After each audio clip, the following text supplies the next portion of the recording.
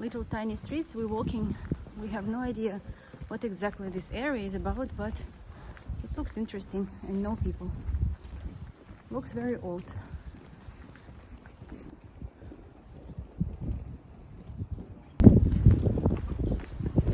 I feel like Dora Explorer. I think it's good for horses. But look, it's very it's very historical and it's very religious place, I think.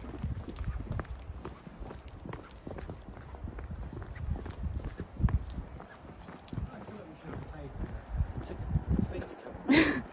This feels like something that we paid to go and see. It looks so creepy, but I don't know, maybe it is a theater here. It's like a horror movie because look, this person, then these wings. I showed it to you last night. No, it has a cross on the top, so maybe it is a church. But hard to tell. Tree is gonna be green soon.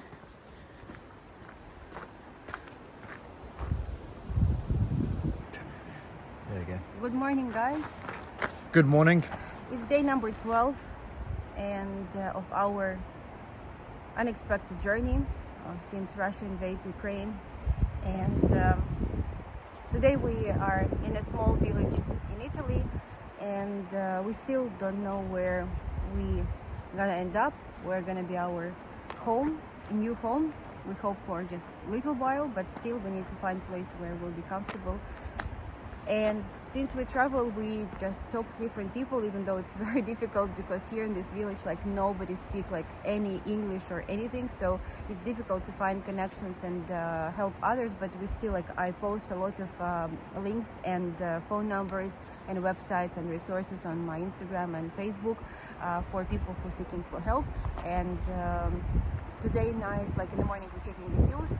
And today's at night was a really bad happening in Mykolaiv, that is super close to Odessa. I don't know what to do, honestly. I have no... Yeah, we don't know what's... that's the hardest part, is that you always check the news. I've actually tried to stay away from the news because it's all just blown up buildings and stuff like that, and you're losing track of what's happening. And I don't know, so I was sort of watching the news this morning, trying to see how... trying to see if there is a chance that Ukraine, can win. And a lot of people, experts, are analysing this. Well, yeah, their analysis is that, even if they win through sheer power and military action, they're still not going to be able to hold the country as a whole, because Ukrainian people didn't, I think a lot of them were kind of a little bit indifferent. They were yeah, we're Russian, we're not, we are, but some were super patriotic. But the ones that were on the fence that were yeah, we don't have an issue with Russia or anything like that, now they hate Russia, for what they've done to their families and their cities and all that stuff. So I don't understand how Putin, even if he did win and went on for months and Ukrainian people finally said, okay, we give up, or, they had no other option, there's still going to be this massive resistance. So how is Putin going to try and have a country that's supposed to be unified? It's like he thought that Ukraine would come running to him and it'll be yes, thank you for saving us from the Ukrainian cultural and lifestyle, and but that hasn't happened at all, and so I don't think he counted on that. Yeah, and also what I just remember one news that I saw today was about Irpin. So it's also Ukrainian city that destroyed completely. People also don't have any power, water, food, anything. And what they're saying there is that, in Russian news, so the people were seeking for some evacuation, so they can have a corridor of food coming or something. And so they destroyed the bridge, and all the people, it's a crazy picture online that people staying under this bridge.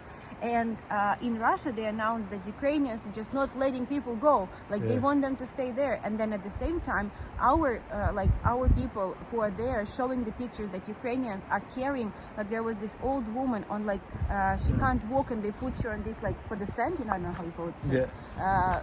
And the kids and the strollers, and they're helping so much, and they all have Ukrainian flag. So they're helping as much as they can, since there is no transportation and everything is destroyed. So in Russia, still still people think that, Propaganda. it's propaganda, and they still believe that, something's bad happening. But how can they believe in that if people are dying? Like when it was like whatever they say in Ukraine, nobody was dying, nobody was sacrificing. And I think like Ukraine is one of the most democracy country whatsoever. Like everybody is willing to do anything they want. They welcome all the people from all over the world. Odessa is like the multinational city from all that I know. Kyiv, like in Kyiv, I hear even English when I go there. Like I hear English, like it's such a business center that English is more than Ukrainian and Russian. So I think that narrative will fall apart pretty fast within Russia itself.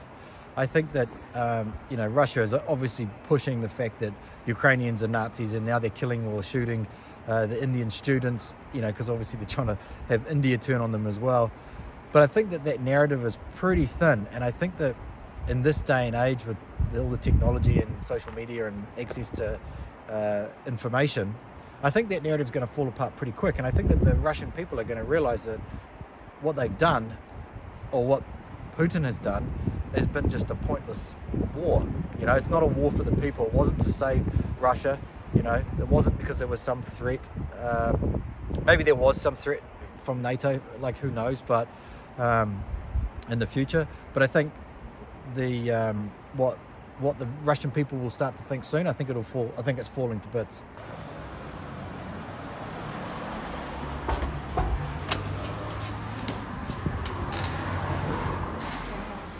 Luba is getting SIM cards. look at my amount of my SIM cards now from all the countries. Luba, what's happened? What's happened? Our lunch full. All over the car. Okay, I need to wash it now because we don't have any apples left. Oh no. I hope we've still got some carrots. Strike, your water was open. Oh my god. Are you crazy?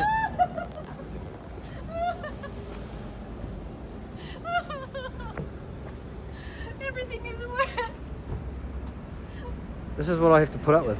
Ничего, просто...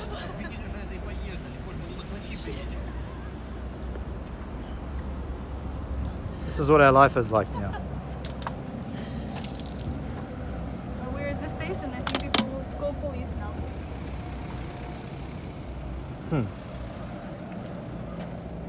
Okay. Enough.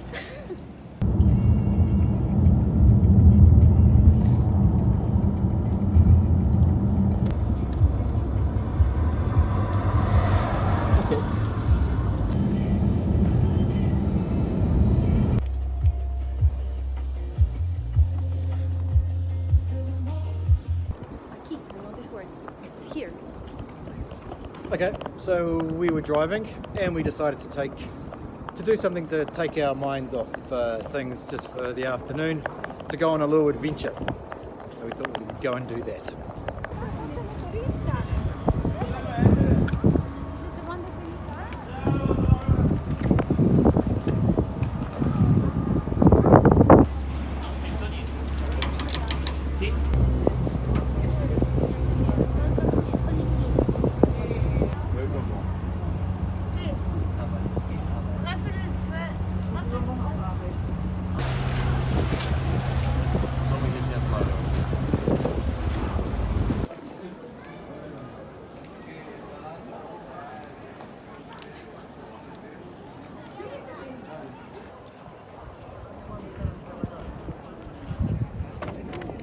We just got to the main square, San Marco, in Venice. Have you been here before?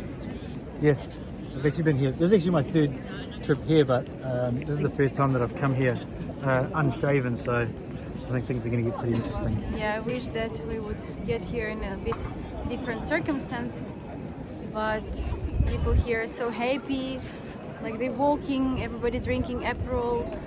And This is actually my favourite place to go. such a different vibe. Your favorite place to go? Yeah, I reckon it's just such a cool place, even though it's cold. It's always got a really good vibe here, I think.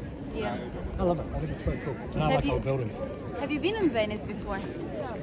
Share in the comments. But here, like, everything is great except like restrictions that they tell you to wear the mask all the time. Like, you just lift it a little bit to have a fresh air, and they like put it, mask back. Two very different, but very pretty.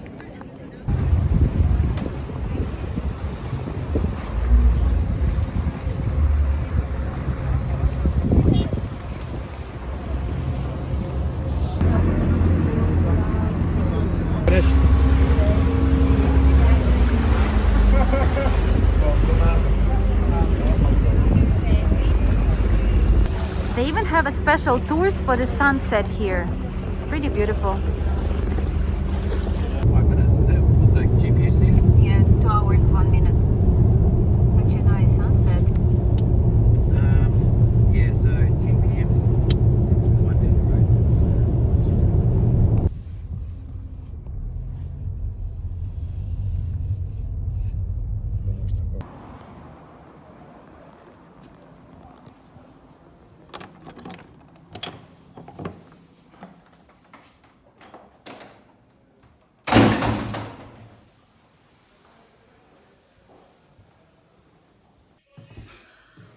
Good evening, here from Italy today. All of a sudden, unexpectedly, we become like travel bloggers, but we're not.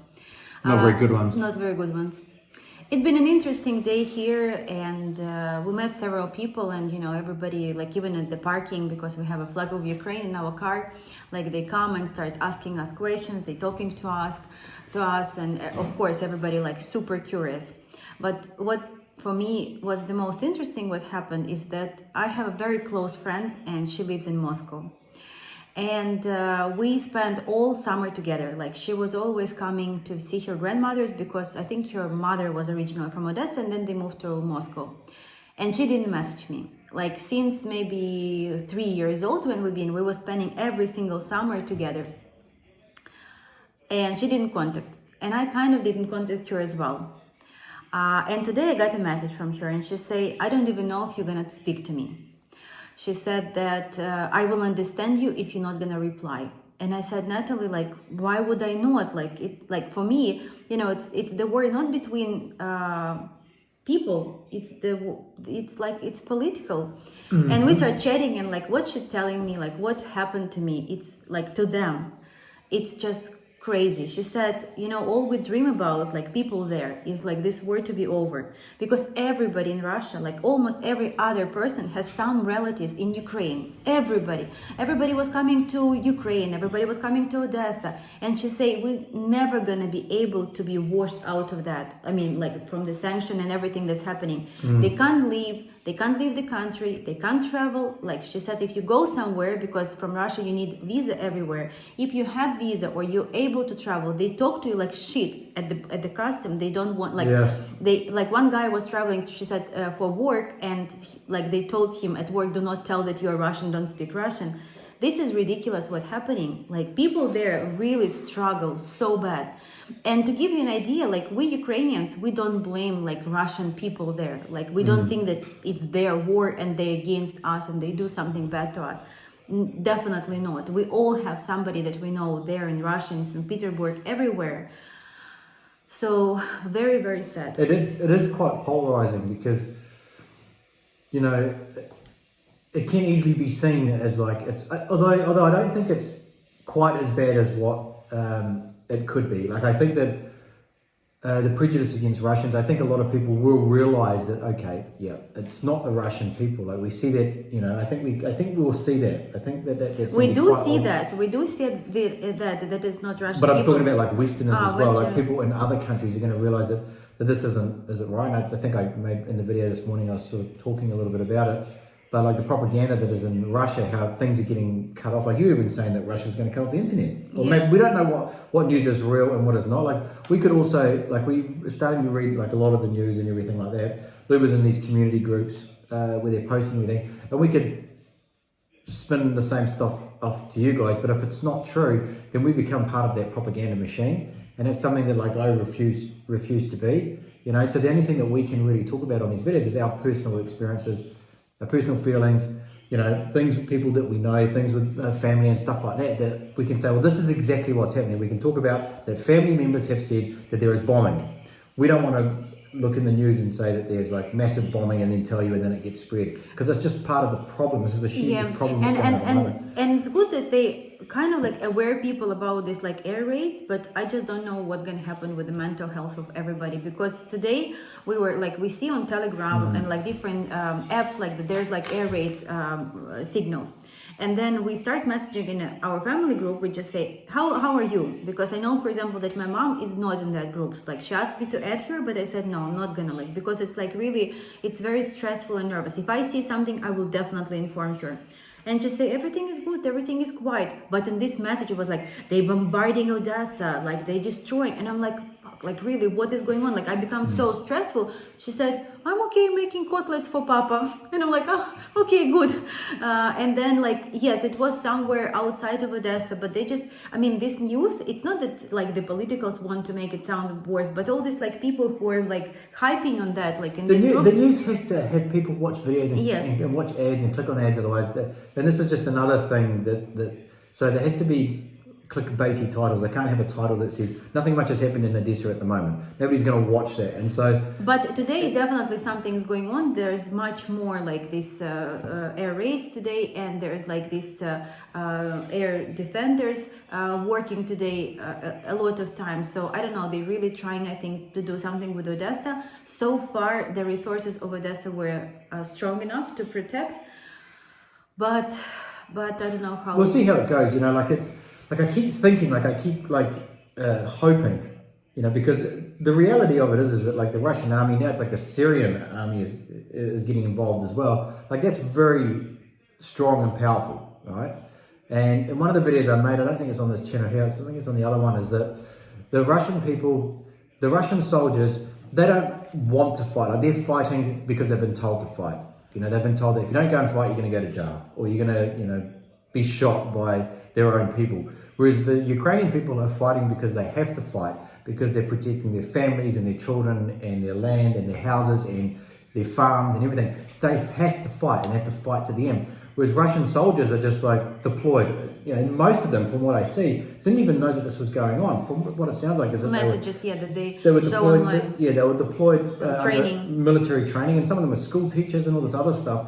And then they were just told, okay, now you're moving in towards Kyiv. And they didn't know. So they didn't have any anger. There was no hatred towards Ukrainian people. They were told to go and fight as if they did have hatred and they did want to kill people, but they don't. And I think that that's the reason why the Ukrainian army, aka the civilians as well now, the truck drivers, the courier drivers, whoever it is that have come together, that's why they're fighting so hard. And I keep thinking to myself that, you know, the reality is that the resources and everything is going to run out unless it gets replenished by the West, if they're going to give them fighter jets and anti-tank. But so far they was promising to give it, but they still didn't give.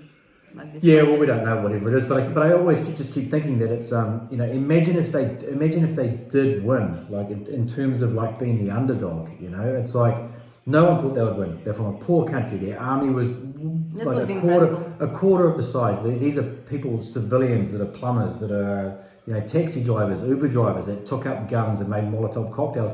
Where in some part, like most of the world, were like, you know, there's no way you can do it. But imagine if that fight that they had in themselves was so much heart and passion that's what drove out the Russian army to the point of where they were the ones that said, we don't want to fight. Like, we're fighting something that we don't want to fight, been told to fight it, and then they backed off from that. And the whole of history, like, it would go down as like the greatest battle of all times, of the underdog that took on this mighty power, Russia, and beat them. Russia after this would be nothing. It would be like the little nerd at school who get picked on by the bully, and then he beats the shit out of the bully. All of a sudden the bully is not such a bully anymore.